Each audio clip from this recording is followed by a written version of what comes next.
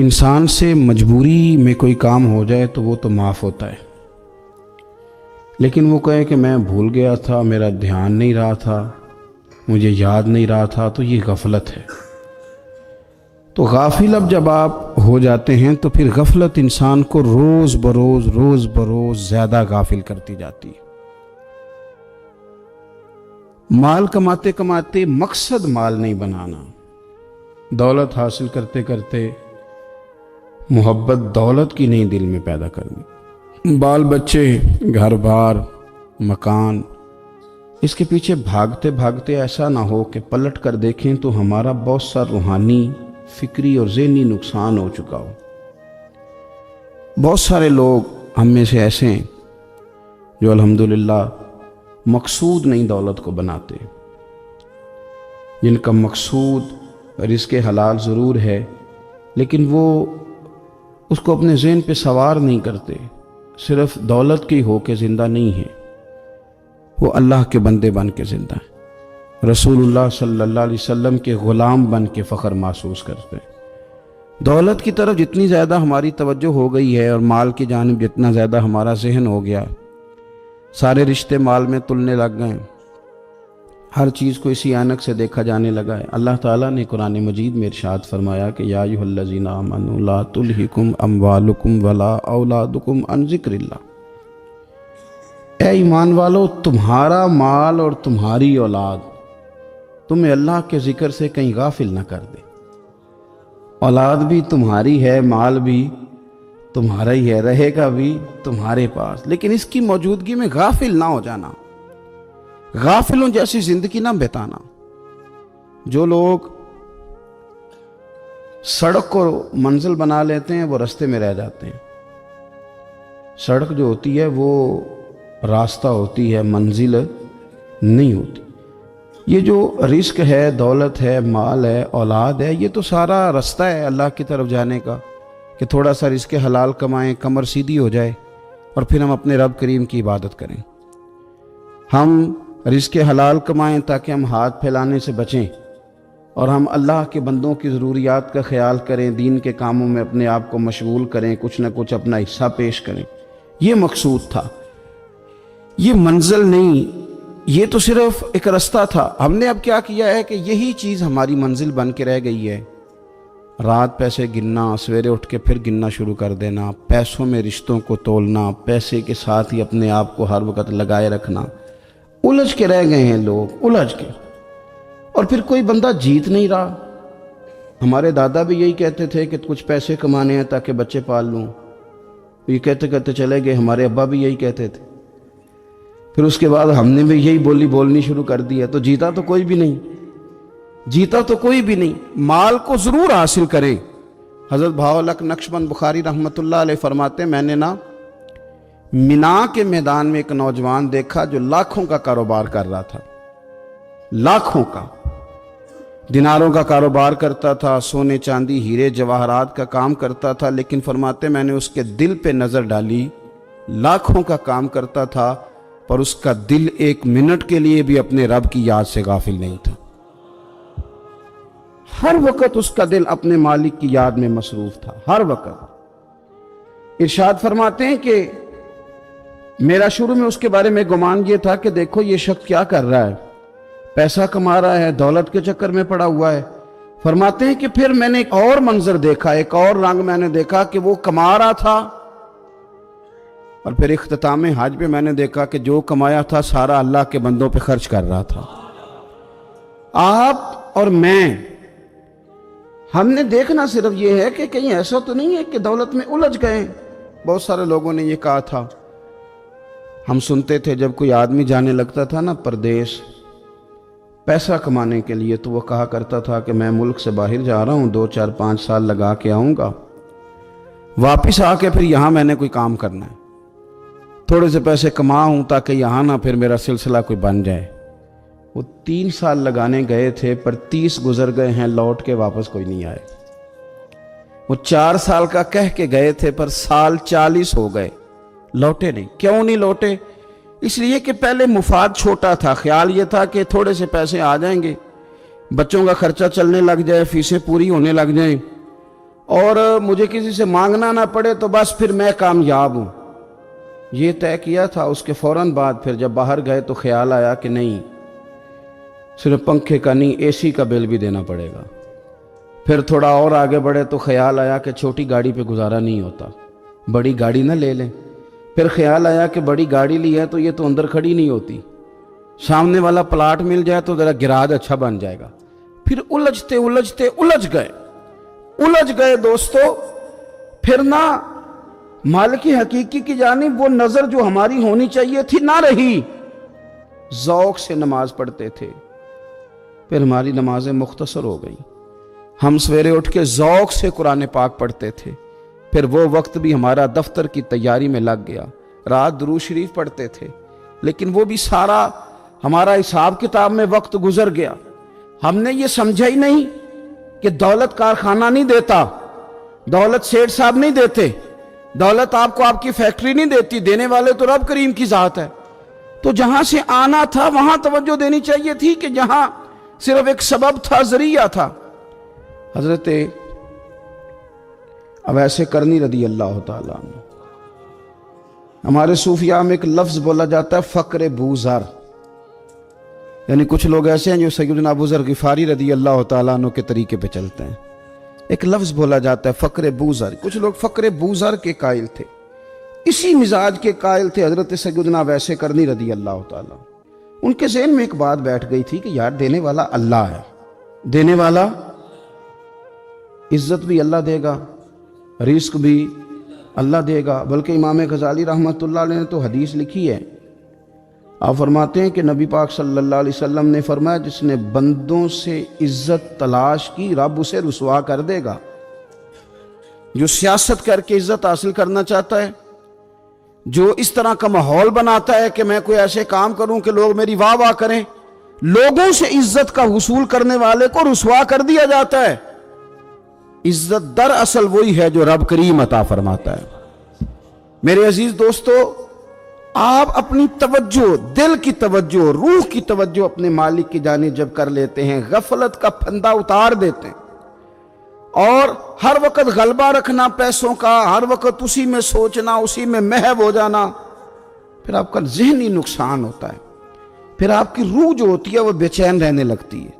پھر ایسے بھی غریب دیکھے جن کے پاس پیسے ہیں، پیسوں کے علاوہ کوئی شے بھی نہیں. پھر ایسے بھی تنگ دست دیکھے کہ جن کے پاس جائیدادیں بڑی ہیں اور ان کے پاس رات کو سکون سے سونے کے لیے وقت کوئی نہیں. عزیز بھائی، حضرت اویس کرنی رضی اللہ تعالیٰ عنہ کی ملاقات ہو گئی حضرت حرم بن حیان کے ساتھ. یہ بھی تابعی ہیں. تو حضرت حرم بن حیان رحمۃ اللہ علیہ کہتے ہیں یہ نا ہم تو خیر بڑی ساری باتیں سنتے ہیں تو نصیحت نہیں نہ حاصل کرتے، ویسے بھی یہ دور تقریریں کرنے، تقریریں سننے کا ہے. جو عمل کرنے والے لوگ تھے ان کا کیا طریقہ تھا کہ وہ ایک دو جملے کافی تھا. علم و بس کریں وہ یار، وہ ایک کو یہ رفتے نہیں درکار. جملہ ایک بھی تیرے لیے کافی ہے، لیکن شرط یہ کہ تو عمل کا ارادہ رکھتا ہو، تیرا خیال ہو کہ عمل کرنا ہے. وہ لوگ نا مختصر سی باتیں کرتے، مختصر سی نصیحتیں کرتے، لیکن وہ عکس جلدی کرتے، اس میں سے اپنے لیے خیر جلدی تلاش کرتے. حضرت حرم بن حیان کی ملاقات ہوئی حضرت اویس کرنی رضی اللہ تعالیٰ عنہ کے ساتھ. تو حضرت حرم بن حیان کہتے ہیں میں نے عرض کی حضور میں کسی ملک میں جا کے رہنا چاہتا ہوں، کہیں سکونت اختیار کرنا چاہتا ہوں، یہاں سے ہجرت کرنا چاہتا ہوں، تو مجھے کوئی آپ مشورہ دے میں کہاں جاؤں. تو فرماتے ہیں کہ میں نے جب یہ سوال کیا تو حضرت اویس کرنی نے مجھے اشارہ دیا، فرمانے لگے ملک شام چلا جا. کہتے میں نے اگلا سوال کیا حضور وہاں جا کے کاروبار کیا کروں گا، رہوں گا کیسے، کھاؤں گا کہاں سے. تو فرماتے ہیں حضرت اویس کرنی نے رومال اٹھایا، کندھے پہ رکھا اور چلنے لگے. میں نے کہا حضور آپ نے سوال کا جواب ہی نہیں دیا. تو فرمانے لگے جس دل کو ابھی تک یہی یقین نہیں آیا کہ روزی کون دیتا ہے اسے میں نصیحت کیا کروں. میں تجھے نصیحت کروں جسے آج تک یہی نہیں پتا کہ روزی کون دیتا ہے. تو ابھی تک اپنے دل کو پکا ہی نہیں کر پایا کہ روزی رب دیتا ہے.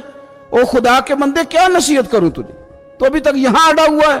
تیرا جو توکل ہے وہ مضبوط ہونا چاہیے، تیرا بھروسہ اپنے رب کی ذات. تو غافل ہو گیا اللہ سے، تو نے اسباب پر بھروسہ سارا کرنا شروع کر دیا. اسباب اختیار کیے جاتے ہیں، بھروسہ رب کریم پہ کیا جاتا ہے. ہماری جو غفلت ہے نا وہ بھلا کیوں ہوئی ہے؟ وہ اس لیے ہوئی ہے کہ پیسے کسی کو بھی برے نہیں لگتے. پتہ نہیں ان میں کیا کشش ہے. یہ نہ آپ کسی جگہ بھی ان کا نام لے لیتے ہیں، یہ کسی جگہ بھی آ جاتے ہیں تو یہ برے لگتے ہی نہیں۔ یہ جناب بڑی بڑی فقیری کا دعویٰ کرنے والے اور لوگوں کو طریقت اور تصوف کا درس دینے والے، ان کو بھی اچھے لگتے ہیں۔ یہ تو جناب جو لوگوں کو کہہ رہے ہیں فقیر ہو جاؤ فقیر ہو جاؤ، وہ خود امیر ہوتے جا رہے ہیں۔ یہ پتہ نہیں ان میں کیا ایسا خاص۔ ہمارے ایک استاد تھے تو مزاج میں بڑی ظرافت تھی، حالانکہ بڑے اللہ والے بندے تھے، تو بات بڑی وہ دل لگی کی کیا کرتے تھے۔ تو ایک دن ہم نے پوچھا استاد جی خوشبو کون سی اچھی لگتی ہے؟ کہنے لگے بیٹا جو پیسوں میں سے آتی ہے وہ مجھے بڑی اچھی لگتی ہے، اس لیے کہ ملتے کم ہیں۔ ہمارا نا جب اس طرح کا ذوق بن جاتا ہے نا، آپ مزاج بنا لیتے ہیں پیسوں کا۔ لوگ سمجھتے ہیں کہ غریبی کا ڈر شاید زیادہ ڈر ہے، لیکن کبھی آپ دروازہ رسول پہ جائیں نا تو حضور نے تو کوئی اور ڈر بیان کیا ہے۔ حضرت ابو عبیدہ بن جراح رضی اللہ تعالیٰ عنہ بحرین سے نا مال لے کے آئے بہت سارا، حضور نے بھیجا، جزیہ لینے گئے یا مال غنیمت کا کچھ مال تھا، آپ لے کے مسجد میں آئے تو لوگوں کو پتہ چل گیا کہ آج مال آیا ہے۔ اب سب کو حصہ ملتا تھا، اس میں سے بدریوں کو زیادہ ملتا تھا، باقی لوگوں کو بھی ملتا تھا۔ تو فجر کی نماز کے بعد لوگ گھروں کو جایا کرتے تھے، لیکن آج پتہ چلا نا مال آیا ہے۔ تو یہ سیاستہ میں حدیث موجود ہے، سب لوگ مسجد میں بیٹھے رہے۔ حضور علیہ السلام نے فرمایا تمہیں پتہ چل گیا مال آیا ہے؟ عرض کی حضور ہاں۔ فرمایا تمہیں بانٹنے لگے ہیں، دینے لگے ہیں۔ ہم نا غریبی سے ڈرتے ہیں، ہم اپنے بچوں کے لیے دعا کرتے ہیں ان پہ غربت نہ آئے، ہم اپنے بہن بھائیوں کے لیے دعا کرتے ہیں ان پہ غربت نہ آئے، کرنی چاہیے، لیکن ذرا اس حدیث کے مفہوم کو بھی دیکھیے گا۔ نبی پاک صلی اللہ تعالیٰ علیہ وآلہ وسلم نے فرمایا تمہیں دینے لگے ہیں، مال آ گیا ہے، لیکن میرے قریب نے اپنی امت کے لیے جس چیز کا ڈر محسوس کیا وہ کیا ہے، حضور کے دل میں کس چیز کا خدشہ تھا وہ کیا ہے، بیان کیا۔ حضور فرمانے لگے لوگو مجھے تم پر غربت کا ڈر نہیں، یہ ڈر نہیں کہ تم غریب ہو جاؤ گے، بلکہ مجھے تو ڈر ہے کہ تم پر دولت پھیلا دی جائے گی، تم زیادہ مالدار ہو جاؤ گے۔ خوف غریبی کا نہیں، خوف تمہارے مال کا ہے۔ اور حضور فرماتے ہیں کہ پھر تم انہی باتوں میں مبتلا ہو جاؤ گے جن میں پرانی امتیں مبتلا ہوئی تھی، اور جب وہ اللہ کی نافرمانی میں مبتلا ہوئی تھی تو پھر وہ ہلاک کر دی گئی تھی۔ مجھے ڈر ہے، مجھے ڈر ہے۔ ہاں جہاں دولت آتی ہے وہاں سستی بھی آتی ہے، جہاں دولت آتی ہے وہاں معاذ اللہ عیاشی بھی آتی ہے، جہاں دولت زیادہ آ جاتی ہے وہاں پھر لوگ ہر چیز کو دولت میں تولنے لگتے ہیں۔ جہاں دولت زیادہ آتی ہے میرے بھائی، پھر لوگ سمجھتے ہیں کہ ہر چیز میں خرید لوں گا، پھر لوگوں کے ذہنوں کے اندر اس طرح کا فطور آتا ہے۔ حضور نے فرمایا مجھے ڈر ہے تمہارے دولت مند ہونے کا، ڈر ہے دولت مند ہونے کا۔ یارو اپنے پیسوں سے ڈرا کرو، اپنی جائیدادوں سے ڈرا کرو، اپنے مال سے ڈرا کرو۔ وہ ہم نے جو بڑے بڑے محلات تعمیر کرنے شروع کیے ان سے ڈرا کرو، اس لیے کہ حضور نے فرمایا مجھے ڈر ہے۔ حضرت ابو بکر صدیق رضی اللہ تعالیٰ عنہ تشریف فرما تھے۔ ہمارے نا بچے بہت زیادہ آسانی مانگتے ہیں۔ اقبال نے کہا لہو مجھ کو رلاتی ہے جوانوں کی تن آسانی۔ جب میں جوانوں کا مزاج دیکھتا ہوں نا کہ اتنے آرام پسند ہو گئے ہیں تو پھر میری آنکھوں سے لہو بہتا ہے۔ لہو مجھ کو رلاتی ہے جوانوں کی تن آسانی۔ ان کا وجود اتنا آسانی کا ماحول لینا چاہتا ہے، ذرا سی بھی کوئی تکلیف آپ دیکھ لیں، لائٹ بند ہو جائے تو مصیبت کھڑی ہو جاتی، کسی جگہ چند منٹ کے لیے آدھے گھنٹے کے لیے ٹریفک بند ہو جائے تو مثلاً کیا ہو جائے گا، لیکن یہ کہ طبیعتوں میں تلخی، اور جب وہ گاڑیاں آہستہ آہستہ چلتی ہیں تو ایک دوسرے سے آگے بڑھنے کی وہ شدت، وہ ہمارے مزاج میں ایک دوسرے کے بارے میں دل میں بڑے بڑے جملے، کیوں؟ اس لیے کہ ہماری طبیعت آسانی پسند ہے، ذرا سی بھی کوئی رکاوٹ ہم نہیں برداشت کرتے، تھوڑی دیر کے لیے ٹھہرنا پڑ جائے ہمارے لیے بڑا مشکل کام ہے۔ آپ ہمیں ہماری مرضی کے خلاف کوئی بات کر دیں تو ہمیں بگڑا ہوا سمجھیں، ہماری طبیعت میں وہ آسانی ہے۔ یہ آسانیاں انسان کو پھر بڑے بڑے کام نہیں کرنے دیتی، پھر انسان کمزور پڑ جاتا ہے، پھر وہ کوئی کسی انقلابی تحریک کا کبھی حصہ نہیں بن سکتا۔ اگر وہ بڑی صلاحیت بھی رکھتا ہو تو وہ زندگی میں کوئی کارنامہ سر انجام نہیں دے پاتا، کیونکہ طبیعت میں آسانی آ گئی، اس کا مزاج ہی نہیں۔ جس بندے کو گرمی زیادہ لگتی ہے وہ کیسے آگے بڑھے گا؟ یہ सेठों के बेटे, मालदारों के बेटे, पीरों के बेटे, बड़े बड़े जनाब मशाइख के साहिबजादगान, इल्ला माशाअल्लाह। आगे ना बढ़ने की वजह क्या है? सिर्फ यह है कि तबीयत का तकाजा ये है कि एक आदमी ने रुमाल पकड़ा है, दूसरे ने जूता पकड़ा है, तीसरा गाड़ी खोल रहा है। जब आप इस कदर ज़्यादा उनको आसानियों में मुब्तला कर देते हैं, फिर उनके लिए जिहाद करना, मैदान में निकलना मुमकिन नहीं रहता। वो आदी नहीं होते। इमाम हसन और इमाम हुसैन रदी अल्लाह ताला अन्हुमा ने जिहाद इसलिए कर लिया था, बचपन में ही 7-8 साल की उम्र थी तो माँ 3-3 दिन रोज़े रखवाया करती थी। वो 3-3 दिन रोज़े रखते थे और इफ्तार का वक्त आता था तो जो कुछ पका होता था वो भी उठा के गरीब और मिस्कीन को दे दिया करते थे। तो उन्हें तो आदत थी बचपन से ही। फिर इसलिए ऐसा नहीं होता कि वो खाना नहीं पका तो बच्चे ने मोबाइल तोड़ दिया है, उसकी मर्जी का। आज घर के अंदर जो है वो खाने का सामान मौजूद नहीं था तो उसने टीवी तोड़ दिया, इस तरह फिर नहीं होता, फिर वो घर का नुकसान नहीं करता। हमारे मिजाज में जो बेपनाह आसानी है, मर्जी का खाना है, मर्जी का पहनना है। अब हमारे कपड़े पुराने नहीं होते, अब डिज़ाइन बदल जाता है। अब वो कहाँ चौकों में वो लोग बैठे हैं जो जूतियां गांठा करते थे। अब कहाँ वो वक्त गया कि जब तोड़े में डाल के सारे घर के जूते ले जाए जाते थे और उनको गांठा जाता था। शादी का मौका और ख़ानदान की शादी का मौका, लेकिन घर के सब लोग जूता पॉलिश करवा के डालते थे, नया नहीं खरीदते। अब तो जूते पहनने का मौका ही नहीं आता, इतने जूते पड़े हुए हैं, कौन सा छोड़ा जाए, कौन सा पहना जाए। ये तन आसानी है, ये गफलत में मुब्तला कर देती है। ये गफलत में मेरे रसूल करीम सल्लल्लाहु ताला अलैहि वसल्लम रात को आराम करने के लिए तशरीफ़ ले गए तो हज़रत बिलाल हबशी रदी अल्लाह ताला अन्हु फरमाते हैं कि किसी सहाबी ने ना आज मोटा गद्दा ला के दिया। का हुजूर की पुश्ते अथर पर ना मैं मोटे बान की चारपाई के निशान देखता हूँ, तो ये गद्दा आज मेरे करीम के नीचे बिछाओ, ये बिस्तर आराम दे। हज़रत बिलाल कहते मेरा भी बड़े दिनों से ख्याल था, मैंने वो डबल करके ना बिछा दिया, हुजूर ने आराम किया, मेरे दिल को बड़ी तसल्ली हुई। सुबह महबूब तशरीफ़ लाए, फरमाया रात मेरा बिस्तर किसने बिछाया था? अर्ज़ की हुजूर मैंने बिछाया था। फरमाया उठा लो, आज के बाद ना बिछाना, मुझे तो नींद बड़ी गहरी आई है, मेरे कई नफल रह गए। फरमाया मैं तुम्हारी दुनिया के अंदर आराम करने नहीं आया, मैं तो मुसाफिर हूं, अपना वक्त बिताने के लिए आया। तुमने ये मेरे लिए नीचे इतना आरामदेह बिस्तर क्यों बिछा दिया? हुजूर सैयद आलम सल्लल्लाहु अलैहि वसल्लम के कमर पर मोटे बान की चारपाई के निशान देकर हजरत उमर जैसा बंदा रो पड़ा जो मिजाजन सख्त मिजाज है, और अर्ज की हुजूर ये आपकी क्या कैफियत है? कैसर व किसरा अल्लाह के दुश्मन इतनी आसानियों में और आप इस हाल में। हुजूर ने फरमाया उमर तुम ये पसंद नहीं करते कि दुनिया में थोड़ी सी मुश्किल बर्दाश्त करें और आखिरत की सारी इज्जतें अल्लाह हमें ही अता फरमाए? फरमाया मैं कुछ तुम्हारी दुनिया से कुछ हासिल करने नहीं आया मेरे अजीज। ये ना तन आसानी से थोड़ा बचें। गफलत की बुनियादी वजह यह है हमने अपनी मर्जी का खाना है, अपनी मर्जी का, यानी बहुत सारी चीज़ें ऐसी हैं जिनको हम नापसंद करते हैं। हालांकि सैयद आयशा सिद्दीक़ा रदी अल्लाह ताला अन्हा फरमाती हैं खाना पक जाता था, करीम ने कभी नहीं फरमाया मुझे नापसंद। कभी तबीयत ना चाहती तो छोड़ देते थे, लेकिन कभी हमने ऐब निकालते नहीं देखा। भाई तन आसानी हमें गाफिल कर रही है। हम सोते ही उस बिस्तर में जो सवेरे आँख खुलने नहीं देता, हमने ओढ़ ही वो वाले बिस्तर लिए हैं, हमने कमरे इस तरह बंद किए हैं कि वहाँ तो हवा मुश्किल से आती, तो आवाज़ किसी की कैसे आएगी। दादा आवाज़ें देते रहे, फजर का वक्त हो गया, वालिद कहते रहे, मुअज्जिन ने रोज़ अजान पढ़ी, पर चूँकि हमने कमरा ही बड़ा आरामदेह बनाया था, हमने करीब कोई चीज़ आने ही नहीं दी। ये थोड़े दिन पहले हमारे शहर का वाक़या, एक साहब ने ज़िला गुजरांवाला के एक गाँव में एक साहब ने क्या किया है, उन्होंने कहा कि जनाब मैं तुम्हें रोज़ मना करता हूँ कि अजान पढ़ा करो, बाद में नात ना पढ़ा करो, सोना होता है। अजान हो गई, ख़त्म हो गई, तुम एक नात भी सुनाते हो।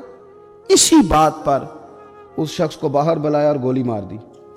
बंदा मार दिया तो मेरी नींद में खलल वाक़या करता है, तो वो तो अब्दी नींद सो गया है, तो क्या आप सारी उम्र जागते रहेंगे? आपको भी सोना है, आपको भी जाना है, कब्र में पहुंचना है। ये गाफिलों वाली जो ज़िंदगी है ना, ये तबाह कर देती है, तबाह। और बहुत सारे लोग ऐसे हैं फिर उन पर पक्की मोहरें लग जाती हैं, फिर वो जागना भी चाहे तो आँख नहीं खुलती, फिर उठना भी चाहें तो बेदारी नहीं होती, اس لیے کہ سوتے کو جگانا آسان ہوتا ہے، جاگتے کو جگانا بڑا مشکل کام۔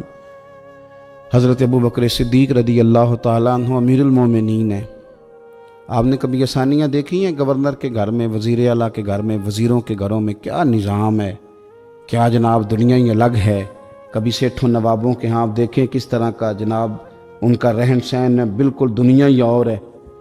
حضرت ابو بکر صدیق امیر المومنین ہیں، پیاس لگی تو پانی مانگا،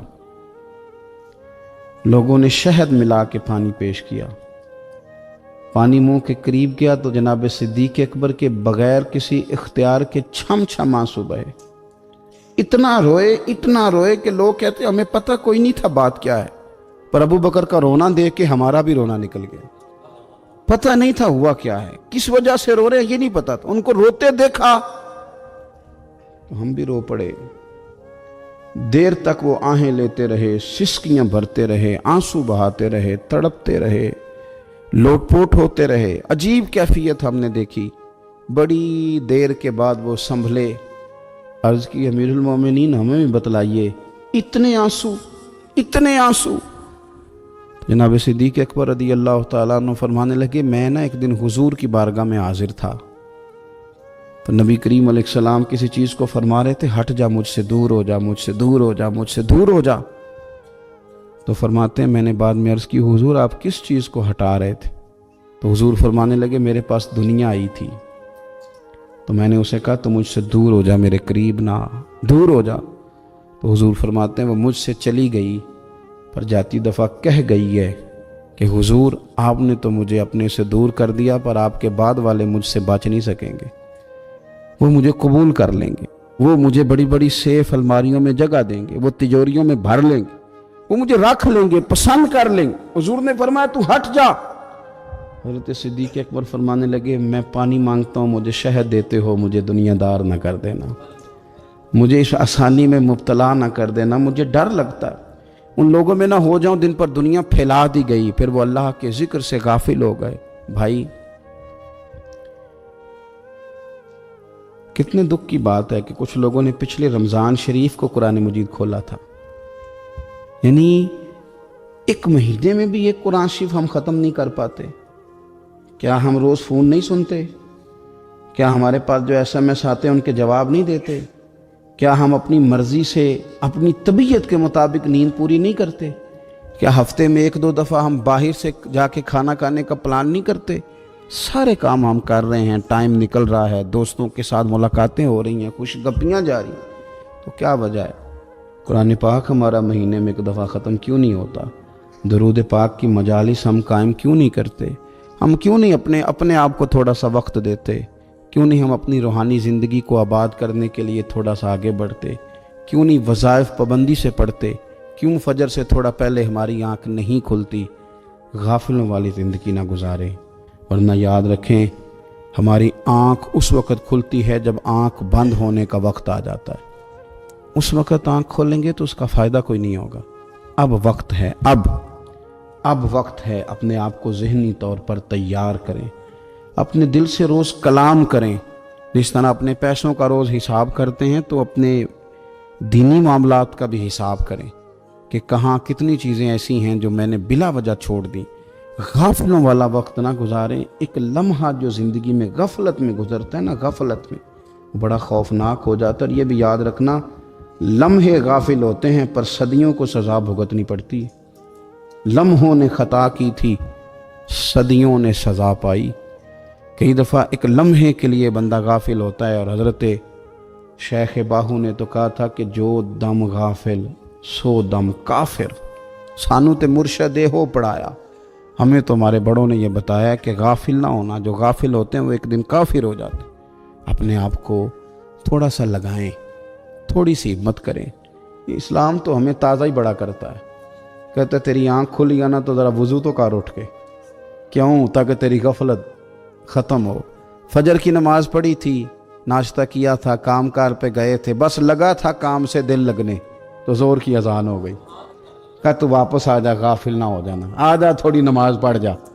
تو پھر یہ آیا تھا، نماز اس نے پڑھی تھی، اب یہ واپس گیا تھا تو شام ہونے لگی تھی۔ شام ہوتے ذرا بندے کا وجود تھکنے لگتا ہے، تو طبیعت اس کی تھکنے لگی تو اسے کہا نہیں نہیں کہیں تجھے تیرا وجود ذہن غافل نہ کر دے، آ جا اثر بھی پڑ جا کے۔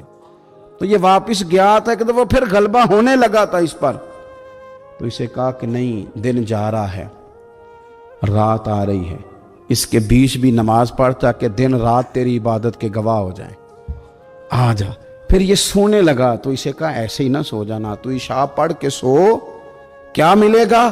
تو مدینے والے محبوب فرماتے ہیں عشاء جماعت کے ساتھ پڑھ، فجر اٹھ کے جماعت کے ساتھ پڑھنا، رب ساری رات عبادت کرنے کا ثواب عطا کر دے، ساری رات عبادت کا ثواب دے دے۔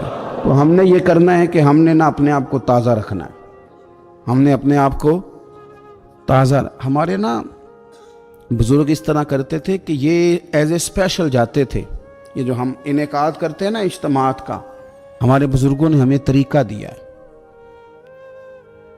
کہ نصیحت لو، یہ جو نصیحت ہوتی ہے یہ نفع دیتی ہے، آپ کے کانوں سے بات ٹکراتی ہے تو دل میں ایک دفعہ جاتی ضرور ہے، یہ مزاج ہوتا ہے۔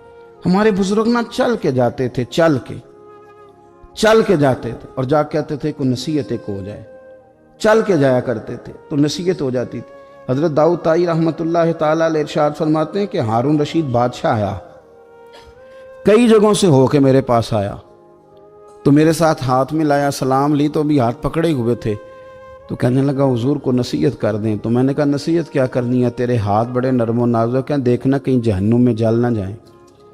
کہتے ہیں وہ نصیحت میں نے کی تھی، لیکن جب وہ میری نصیحت سن کے رویا نہ تو اس کے رونے سے میں نے بھی رونا شروع کر دیا۔ تو میں نے اسے کہا نصیحت میں نے تجھے کی تھی، لیکن دیکھ اس نے میرے دل پہ کتنا اثر کیا ہے۔ نصیحت ہمیشہ یہ بھی غفلت سے جگائے گی، کوشش کریں کوئی بات سیکھیں، کسی سے کچھ سنیں، کوئی خیر کا جملہ لیں، تاکہ دل جو ہے نا وہ مردہ۔ حضرت سری سکتی رحمۃ اللہ علیہ درخت کے نیچے بیٹھے تھے، تو درخت سے کہنے لگے کئی دن ہو گئے ہیں کوئی نصیحت نہیں کسی نے کی، تو چل تو ہی کر دے کوئی، میرا دل سخت ہو گیا ہے۔ تو اللہ نے درخت کو زبان دی، وہ بولنے لگا، کہنے لگا میری طرح کے بن جائیں، خود دھوپ میں جلتا ہوں، لوگوں کو چھاؤں دیتا ہوں، لوگ روڑے مارتے ہیں اور میں انہیں پھل دیتا ہوں۔ تو حضرت فرمانے لگے تیری بات نے میرے اوپر بڑا اثر کیا، ایک سوال نہ پوچھ لوں؟ کہنے لگا پوچھ لیں۔ تو فرمانے لگے تو اتنا ہی اچھا ہے تو تیرا انجام کیوں نہیں اچھا؟ جب تو خشک ہو جاتا ہے تجھے جلا ہی دیا جاتا ہے۔ اصل تو یہ نا کہ انجام بندے کا ٹھیک ہو، آخرت اس کا انجام ٹھیک ہو، تجھے جلا دیا جاتا ہے۔ تو کہتے ہیں درخت کہنے لگا حضور آپ نے تو مجھے کہا تھا نصیحت کرنے کا، اب آپ نے مجھے شروع کر دی ہے، اور میری نبض پہ آپ نے ہاتھ رکھ لیا ہے، بڑا اچھا کیا مجھے آپ نصیحت کر رہے ہیں۔ کہنے لگا حضور میرے اندر بڑی خوبیاں ہیں پر ایک خامی ہے، جس وجہ سے میرا انجام ٹھیک نہیں ہوتا، میرے پاس استقامت کوئی نہیں، جدھر کی ہوا ہوتی ہے میں بھی ادھر کا ہی ہو جاتا ہوں، اگر کہیں استقامت ہوتی تو پھر میرا یہ انجام نہ ہوتا۔ استقامت اختیار کریں زندگی کے اندر، استقامت جو ہے وہ انسان کا انجام ٹھیک کرتی۔ اللہ کے حضور دعا ہے مالک کریم ہماری حاضری کو قبول فرمائے۔